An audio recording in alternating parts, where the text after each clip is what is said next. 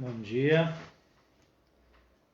espero que os irmãos estejam já presentes online e arrumando confortavelmente para que gastamos um tempo na presença de Deus, na sua palavra, sendo encorajados, orientados na nossa fé que nos foi dada. Vamos iniciar esse tempo em oração? Nosso Pai, nosso Deus, agradecemos ao Senhor o teu cuidado, agradecemos por o tempo que temos à disposição para desfrutar do entendimento da sua palavra. Que o Senhor seja gracioso para conosco, nos dando sabedoria, nos dando entendimento sobre sua palavra, como também sobre a aplicação da sua palavra em nossas vidas. Que o Senhor seja conosco, em nome de Jesus. Amém. Espero que os irmãos estejam já com suas Bíblias preparados. Portanto, vamos continuar o nosso estudo no livro de Filemon, a Epístola de Paulo, ou a Carta de Paulo a Filemon. E nós vamos ler a partir de versículo 8. Nós já tratamos da saudação do Paulo ao Timóteo, e também alguns irmãos, Afia e Arquipo. Depois, domingo passado, nós falamos de como Paulo estava grato pela vida do Filemon e como Filemon era uma pessoa nobre, um crente genuíno, como ele fazia diferença no reino de Deus, apesar de ele possuir escravos, coisas que, no entanto, naquela época era comum, mas ainda assim era um homem nobre. E estou dizendo isso porque nos nossos tempos essa terminologia, essa ideia de possuir escravo, ela tem uma conotação totalmente negativa e muitas das vezes as pessoas têm a tendência de dizer que todos que tiveram escravos, portanto, eram pessoas más em si. Mas isso não é a realidade. Apesar da prática em si ser uma prática que a gente não concorda, não adota e tenta eliminar dos nossos dias, sabendo que em alguns lugares ainda isso existe, no entanto, existiam homens que possuíam por natureza escravos, por ser advindos de famílias ricas e tudo mais, mas que nem sempre essas pessoas eram pessoas má em si. E Filemon é um que conhece a palavra de Deus, e aí a transformação que o Evangelho traz na vida dele faz, no entanto, a diferença. E agora vamos ler a partir de versículo 8, onde Paulo entra mais em detalhe, mais no cerne da questão pelo qual ele, de fato, escreveu essa carta. A gente percebe que essa carta tinha um objetivo muito claro, muito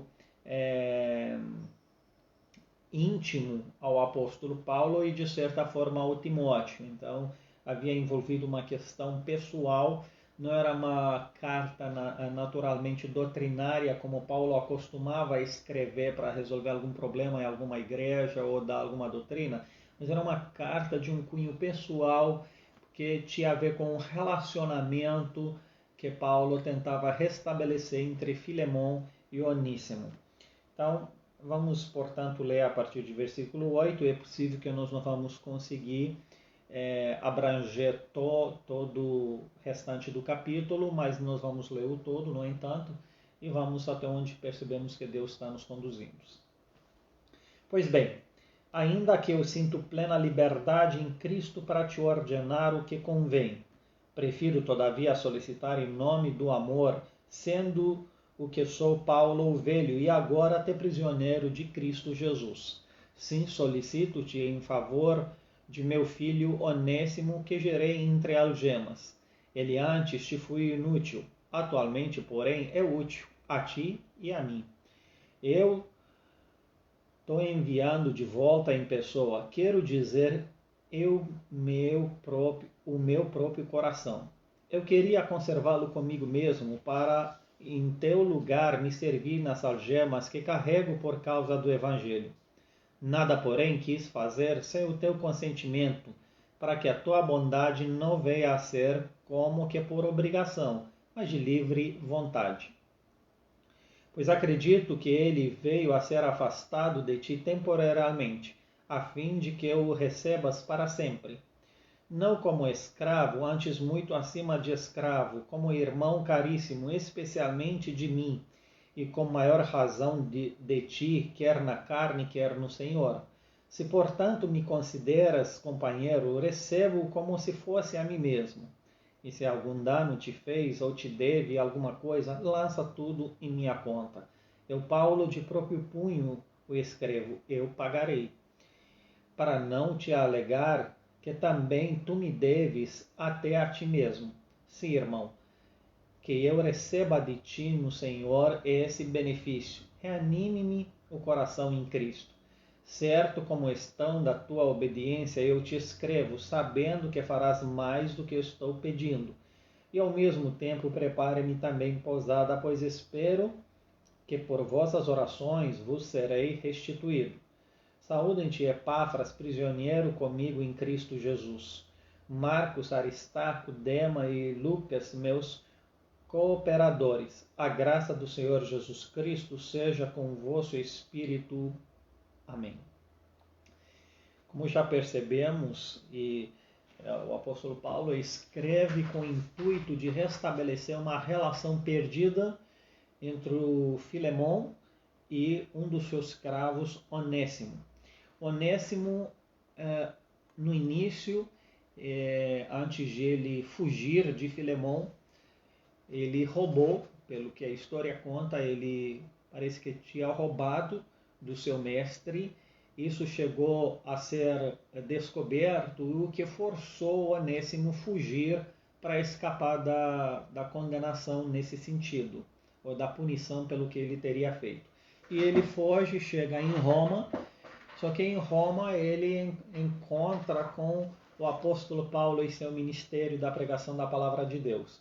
E nesse encontro, Deus resgata o Filemon do pecado. O Filemon, ele crê na palavra do Senhor, pregada por apóstolo Paulo, e ele se converte.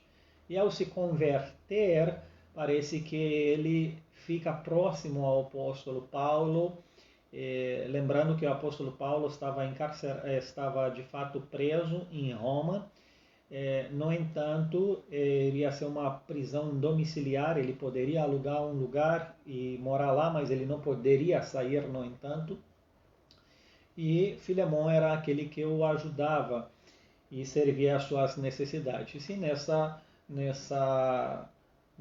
atmosfera toda, Paulo discipula o Timóteo, o inicia na fé cristã, a vida dele vem sendo transformada, até o ponto de Paulo chamar ele de útil, de uma pessoa que ora for inútil, mas agora ele é uma pessoa útil.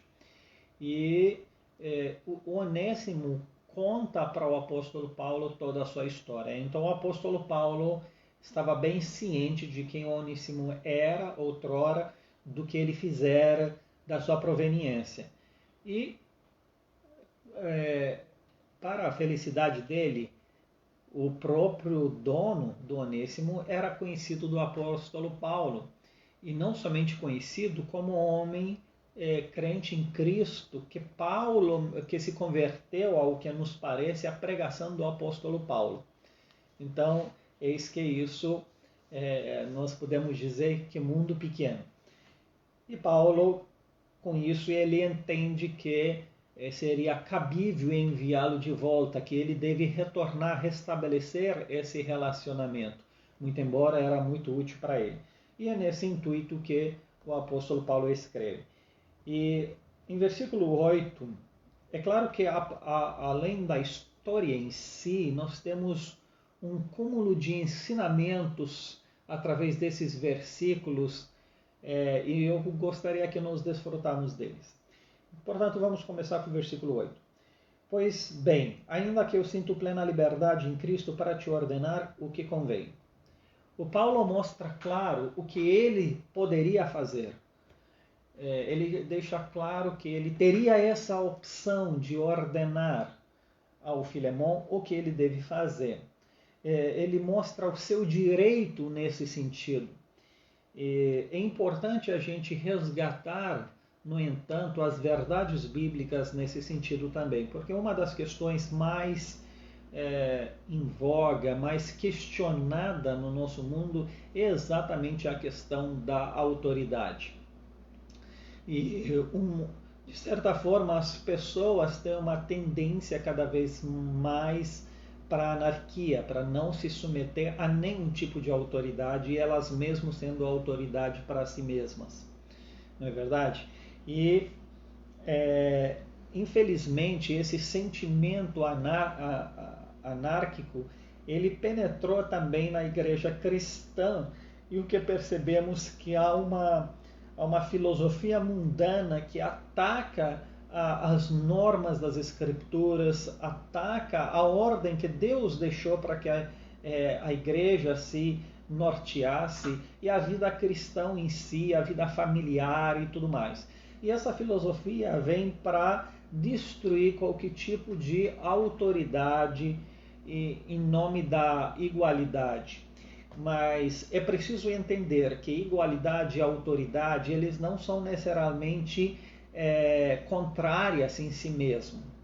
E quando nós não definimos correto as coisas, é aí que nós temos esse tipo de problemas. Autoridade é uma questão funcional onde a vida ela pode ocorrer em harmonia, onde há uma ordem e não um caos. A igualdade ela diz a respeito do valor e da dignidade dos seres humanos. Existem vários tipos de igualdade. Existe igualdade social, existe igualdade, vamos dizer, de maturidade, ou existe número, igualdade econômica, e assim por diante, igualdade cultural. Então depende em que sentido você está falando da igualdade, o que igualdade para você significa.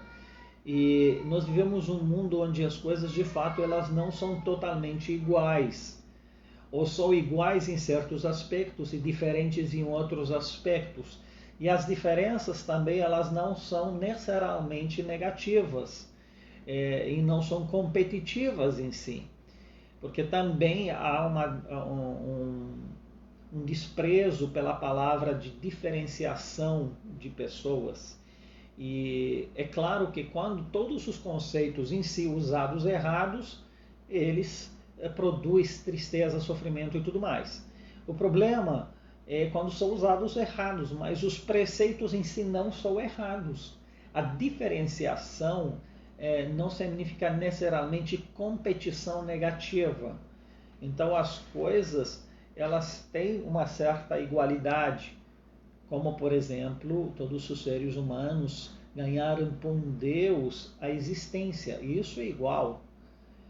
Todos fomos criados à sua imagem e à sua semelhança, portanto nós temos igualdade em nossa dignidade diante de Deus. Temos o valor a partir da imagem e semelhança de Deus em nós, e isso que nos dá a dignidade, isso nos faz a nos tratar com respeito, independente de diferenças que aparentam em nós. Então há essa igualdade de valor, assim como, por exemplo, um homem e a mulher, elas são iguais em valor, em dignidade, em pessoalidade, muito embora há diferenças físicas, biológicas, emocionais, funcionais e tudo mais, mas em termos de dignidade e valor, eles são iguais. Assim como uma criança e um pai, existem igualdades e existem diferenças óbvias que são inegáveis. Então, a igualdade ela tem seu valor, certo? Agora, existe a questão da diferenciação, e a diferença não se faz na questão do cerne da pessoa ou na essência dela. Na essência, todas as pessoas são iguais, mas em funcionalidade, em coisas externas, há muitas diferenças. Há diferenças culturais, por vivemos em lugares diferentes, há diferenças de idades, há diferenças biológicas, há diferenças genéticas, há diferenças emocionais, há diferenças funcionais e tudo mais. E essas diferenças, elas são essenciais e ela se completa entre si para um bom funcionamento. É claro, como num carro, as engrenagens de um carro, elas são diferentes. E se por ser diferente, uma completa uma e forma um todo que faz o carro funcionar. Imagina se o carro fosse feito de uma única peça, ele não funcionaria, porque ele precisa de algo diferente.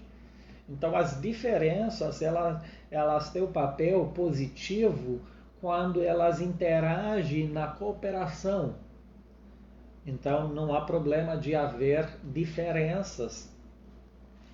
E na questão de autoridade, também ela é positiva, porque a autoridade significa que existe algo que coordena os demais coisas, e as demais coisas andam seguidas por uma ordem comum. O mostra a harmonia, mostra um propósito, mostra uma direção clara, sem de qual nós não temos direção, nós não temos propósito, nós não temos harmonia, e vai criar todo tipo de caos e problemas relacionais em todas as direções. Então é interessante ter a perspectiva de valor e dignidade que dá o valor e respeito para a pessoa. É interessante de perceber a importância das diferenças, porque se completam e não competem entre si. E há necessidade de ver a questão da autoridade, que tem o papel do cuidado e da orientação dos demais e a colaboração dos demais no cumprimento daquilo que é ordenado. Portanto, a autoridade, ela em si também não é algo mal. É claro que a autoridade, ela começa a ser vista como mal quando há um abuso de autoridade, quando aquela autoridade ela se transforma em algo ditatorial, abusivo, controlador e assim por diante. Aí eu concordo com os demais que a autoridade ela não é algo saudável na sua expressão dessa forma. Porque, veja bem, é como uma faca. A faca é boa, mas alguém usa para matar, não é boa. Mas, na verdade, não é a faca em si que define isso e o uso dela. Da mesma forma, a autoridade ela é algo bom. O problema é quando o uso dela é inadequado. Então, o que é ruim é a maneira de utilização, de expressão dessa autoridade. E, feito essas menções, é preciso dizer que Deus opera desde o início nessa forma. Deus é aquele que é soberano e conduz sobre todas as coisas. E mesmo quando fez o homem e deu a ele plena liberdade, no entanto, proibiu ele de fazer alguma coisa que, fazendo, iria trazer prejuízos para si mesmo. Portanto, a gente não poderia deixar de viver sem autoridade.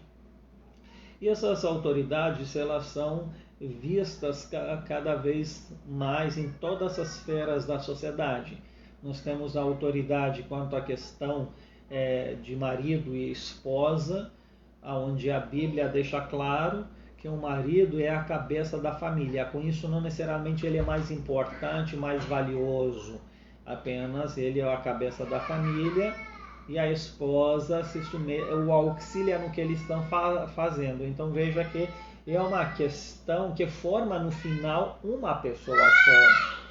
Só um minutinho, eu vou ter que abrir para o meu filho.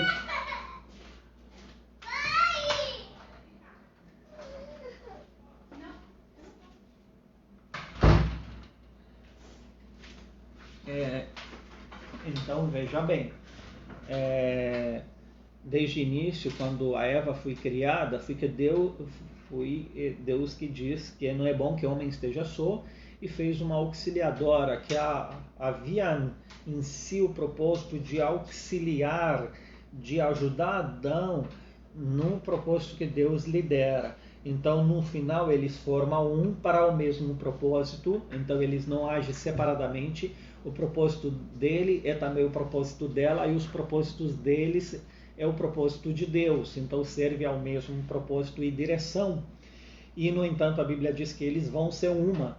Então, é interessante ver no conceito da autoridade, não entanto, a unidade, porque eles vão ser uma. Já não são duas pessoas, eu sou mais importante, você é menos importante. Na verdade, nós formamos nessa harmonia um tudo unitário no cumprimento daquilo que Deus nos deu e para boa funcionalidade. Então, quando esses papéis são bem entendidos e bem aplicados, a família anda bem. Depois nós temos a questão da autoridade entre pais e filhos, e é natural ser assim, senão os filhos não têm direção, não conseguem aprender aquilo que é saudável e, portanto, crescer bem educado e se saber se lidar com a vida. Tomás, aí não. Tomás está aqui comigo, então eu tenho que vigiar junto com ele. Tem que colocar lá, papai.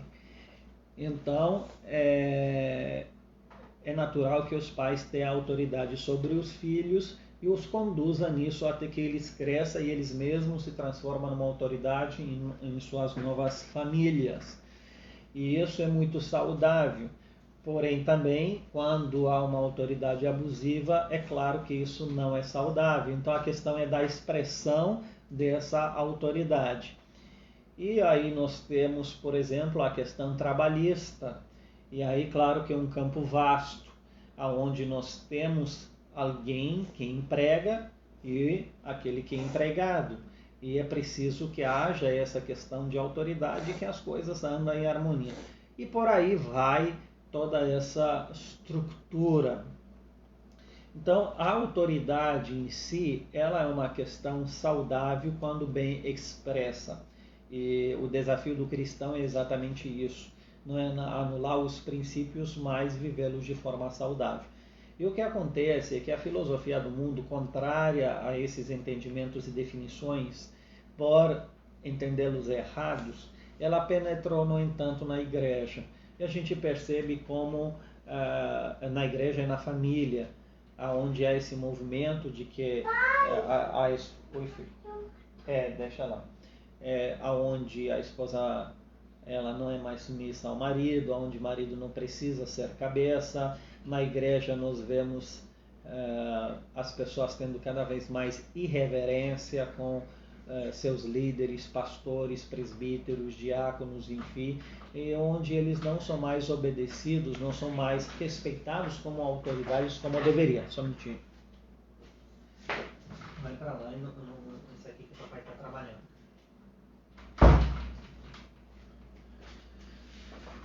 Eu vou no escritório da minha esposa, porque eu tenho um problema de energia e aí Tomás tem mais acesso aqui. Então, voltando, nós percebemos como as pessoas têm a pretensão e a maneira de se comportar e falar muitas vezes com o pastor é uma forma que mostra a contrariedade, o fato que não querem se submeter e ainda as pessoas se vestem de falas aparentemente espiritual. Eu só obedeço a Deus, não obedeço ao homem. Com isso, desprezando, no entanto, aquilo que Deus deu como autoridade. E hoje, pastores, conselhos falam, as pessoas fazem o que quiser. Eu tento dizer, isso não é cristianismo. Não é o cristianismo bíblico. E o apóstolo Paulo, agora voltando de novo no nosso texto, ele diz: por mais que eu sinta plena liberdade em Cristo para lhe ordenar o que convém. Então, não sei se você percebeu, existem 3 aspectos nesse versículo. Eu tenho plena liberdade. Então, existe a liberdade por parte de ordenar em Cristo. Então, no corpo de Cristo, existe autoridade para aqueles que Deus lhe deu autoridade para ordenar.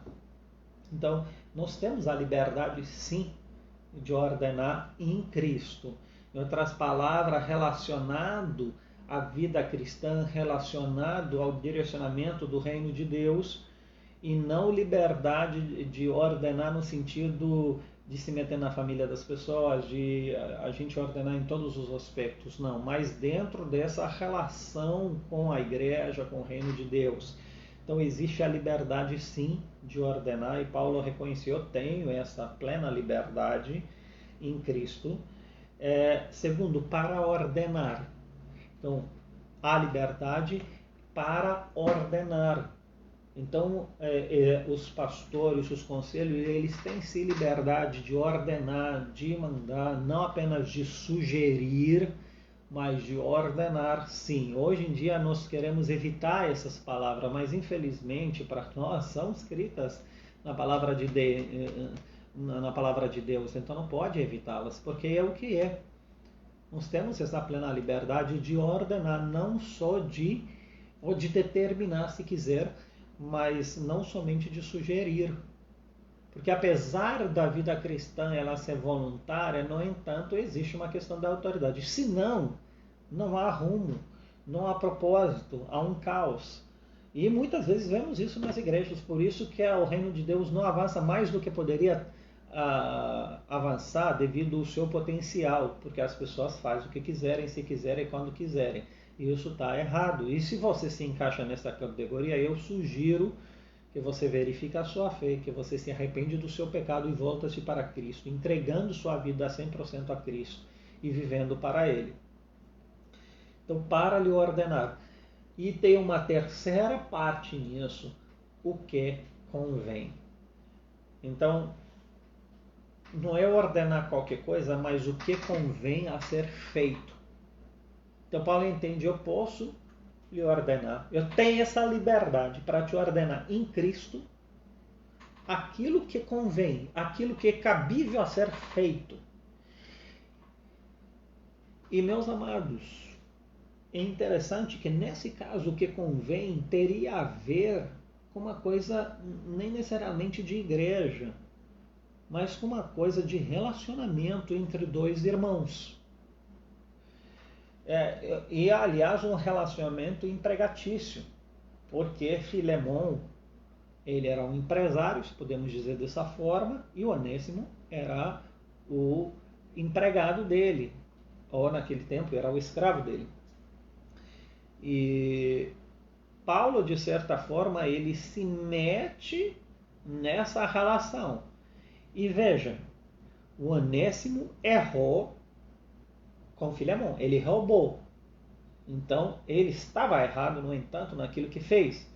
E Filemon, por outro lado, teria direito, no entanto, de puni-lo ou de levar ele a pagar pelos seus feitos de alguma forma. Eu não sei quanto ele roubou, como foi a história toda, mas, de certa forma, estaria dentro dos seus direitos legítimos de fazer isso. E Paulo, ele se mete numa questão pessoal para restabelecer uma relação entre essas duas pessoas. Mas por que Paulo se mete nisso? Porque tanto um quanto o outro, primeiro, eram convertidos, eram irmãos.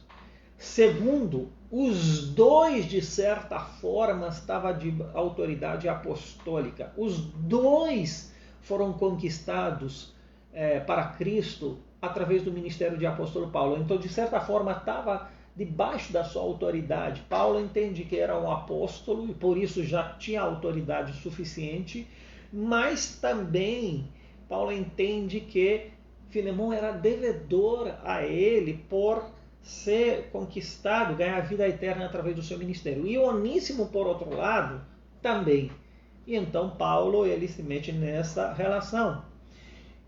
Então, o que convém a ser, irmãos, o pastor ele pode a relação indevida entre dois irmãos e mesmo de errado, não pastor, mas ela ou ele errou, eu estou com razão. E mesmo que é desse jeito, porque aqui também mesmo isso estava indiscutível, mas mesmo assim Paulo interviu, então ela voltar a ser normal. E ele interviu de forma de ordenar. Então, sim, nós temos como intervir nos... Está vendo? Paulo não ordenou. Paulo, ele solicitou em nome do amor. Então, as pessoas trocam uma pela outra, dizendo, você tem que solicitar. Não tem essa questão de autoridade. Errado, meu irmão. Paulo não diz que não tem. Ele diz, por mais que eu tenha. Então, eu posso, é legítimo de ordenar. Eu escolho, nesse caso, fazer diferente. Mas uma não anula a outra. Uma não anula a outra. Então a questão da autoridade ela permanece. mas Paulo opta de solicitar, de levar a conversa de uma maneira diferente. E claro que nós, como pastores e líderes, podemos levar a conversa nessa filosofia de solicitar, apelar para o amor. Mas eu digo aos irmãos, nem sempre esse é possível, nem sempre essa é um meio que deve se agir. São duas opções cabíveis, mas que uma não anula a outra. O fato de poder ordenar não anula o fato que de vez em quando a gente tem que saber solicitar, apelar para o amor, coagir as pessoas para agir de boa vontade. Mas há situações que não adianta coagir, porque as pessoas não são duras, não querem fazer, aí precisa ordenar e mostrar que com isso a pessoa é desobediente. Então, Paulo prefere solicitar em nome do amor. Então, Paulo tenta fazer de tudo para fazer o Filemão ouvir o que Paulo tinha a dizer. Prefiro, todavia, solicitar em nome do amor, sendo eu, que sou Paulo, o velho e agora até prisioneiro de Cristo. Paulo mostra, sou eu mesmo que estou pedindo isso, por tudo que eu sou e fiz. E sendo eu agora prisioneiro de Cristo. Mas que bonito, meus amados. Paulo estava numa posição social baixa, estava preso. Mas a autoridade dele vinha da sua posição espiritual, sendo um apóstolo, sendo um mensageiro de Deus. E isso não tem preço. Então, meus amados, Paulo mostra, eu sou prisioneiro de Cristo, eu estou nessa situação por amor a Cristo e ao reino de Deus. Mas isso não diminui a minha autoridade. E por que isso é importante? Paulo era um prisioneiro e Filemão era um empresário. De certa forma, Filemão poderia pensar, eu que sustento você, eu que tenho finanças, posso ajudar e tudo mais, quem é você para ordenar sobre mim? E hoje nós vivemos essas situações nas igrejas onde as pessoas que dão, onde as pessoas que sustentam, às vezes corre perigo de pensar que delas dependemos como ministros de Deus ou missionários. E o pior é pensar que agora eles não podem dizer nada, eles não podem exortá-los quando estão errados, porque de certa forma, diz eles, estão com a faca e queijo na mão e pode afetar. Mas veja, Paulo, em primeiro lugar, ele não tem medo disso. E é preciso que nós aprendamos isso. Ele ensina a verdade de Deus a qualquer risco, mesmo aos seus mantenedores. É importante isso. Ele entende que depende de Deus, que a autoridade dele vem de Deus. Em segundo lugar, é preciso, meus amados, entender que não importa a sua posição social, se você tem mais dinheiro do que os obreiros, se você é um empresário e tudo mais, você também, corpo de Cristo, você deve submissão ao seu pastor, ao conselho, às suas autoridades. Sua posição social e por você contribuir mais na igreja e tudo mais, isso não lhe levanta, no entanto, contra a autoridade, não lhe dá uma liberdade diferente por depender em certa parte de suas ofertas, certos trabalhos da igreja. Você deve submissão. De qualquer maneira, não te faz mais importante ou com mais autoridade sua posição social.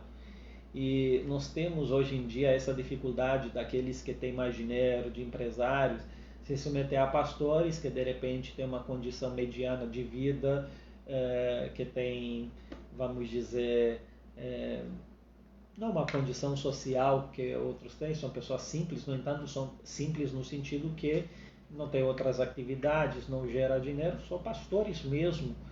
E a gente pensa que são inferiores em entendimento, em conhecimento, mas isso não é verdade. É preciso que nós os respeitamos, porque a autoridade deles vem de Deus através do seu ministério. Então é preciso que a gente fique muito claro para com isso. E digo mais, se Deus te deu muita coisa, você também tem muita responsabilidade. E você participar com seus bens físicos, terrenos, para o avanço do reino de Deus, é uma grande honra e privilégio que Deus te deu para poder investir muito. E lembra-se que a Bíblia diz, é mais feliz dar do que receber. Então, prefiro todavia solicitar em nome do amor, sendo eu Paulo, o velho e agora até prisioneiro de Cristo Jesus. Sim, solicito-te em favor do meu filho Onésimo, que gerei entre algemas. E aí, em versículo 10, ele deixa claro a sua solicitação. O que eu estou pedindo é a favor do meu filho Onésimo. Veja com quanto carinho o apóstolo Paulo trata um homem que se converteu debaixo do seu ministério. É como gerar um filho. E meus amados, é nesse ponto que eu encorajo a você evangelizar, se empenhar para ganhar almas para o Cristo. É como o nascimento de um filho para a eternidade. É muito valioso isso. Mas a segunda questão é tratar aqueles que se convertem como filho. Que pena que muitas vezes as pessoas se convertem e os tratamos com indiferença, não damos muito atenção. Imagina se você teria um filho, o que você faria? Com certeza deixaria algumas atividades que você já tem, não importa quanto importantes são, mas você se dedicaria para ter certeza que seu recém-nascido, ele dorme bem, ele coma bem, você iria gastar tempo com ele no colo, muito embora teria coisas para resolver, mas a vida do seu filho é mais importante. Mas por que na fé cristã nós não fazemos isso? Será que não é importante muitas vezes deixar das nossas ocupações e nos ocupar com aqueles que nasceram na fé? Visitá-los, ligar para ele, orar por ele, discipulá-lo. Temos certeza que eles andam bem, que eles crescem saudável, sentindo o amor dos pais. Eu diria que nós erramos muito nisso. Eu diria que cada um de nós, como membros da igreja, devemos ser atentos aos novos convertidos e abraçá-los com todo amor e não deixá-los sozinhos, assim como você com certeza não deixaria seu bebê sozinho nem por uma hora. E é preciso às vezes deixar do lado ocupações que temos, por mais legítimas que são, em favor de algo maior. Porque independente da legitimidade das coisas, você deixa do lado se necessário pelo seu filho. Porque você acha que os filhos na fé são menos importantes? Eu diria que não. Então, solicito-se em favor do meu filho Onésimo, que eu gerei entre algemas. Que bonito, mesmo algemado, mesmo preso, o ministério do apóstolo Paulo continuava a render e render. E meus amados, vejam, não há nada que aprisiona o rendimento que nós podemos ter para o reino de Deus. Nós podemos render na liberdade quanto presos. Não importa a nossa condição física, social, Deus nos faz gerar vida em todo lugar. Como a Bíblia diz que de vós sairá rios de água viva. Então aqueles que andam com Jesus, que foram transformados, eles levam a vida aonde eles querem que estejam.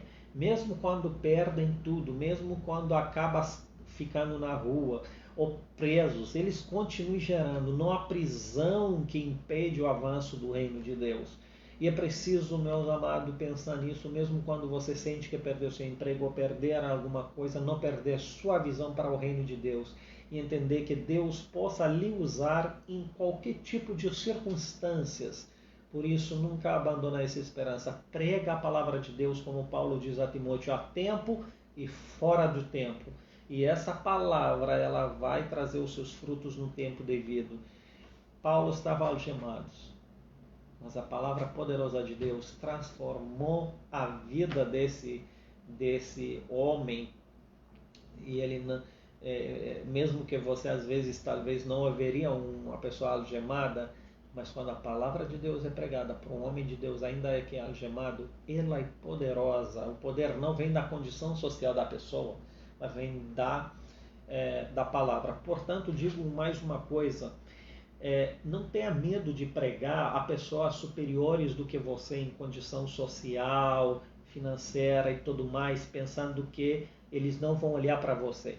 Talvez, na vida real, eles não vão olhar para você mesmo, mas a palavra pregada para eles, aquilo já tem poder de transformar a vida deles. Não importa como ele estiver, Deus vai operar na vida deles através daquela palavra. Portanto, prega a palavra a tempo e fora do tempo e para qualquer pessoa, não importa da sua condição. E Deus vai abençoar você. Meus amados, eu acredito que esse texto é tão rico que eu gostaria de ficar aqui para que nós absorvemos aquilo que foi dito e poder continuar daqui para frente com outras lições e absorver devagar uma por uma, para assim não ficar só uma coisa intelectual, mas algo que realmente nós digerimos bem e aproveitamos. Tá certo? Então, que Deus abençoe a sua palavra. Então vamos orar, depois a gente vai dar alguns avisos. Nosso Pai, nosso Deus, nós somos gratos a Ti por essa palavra maravilhosa. Pedimos que ela faz o seu efeito desejado na vida de cada um que a ouviu mesmo online. Que Deus seja gracioso para conosco a viver um verdadeiro cristianismo.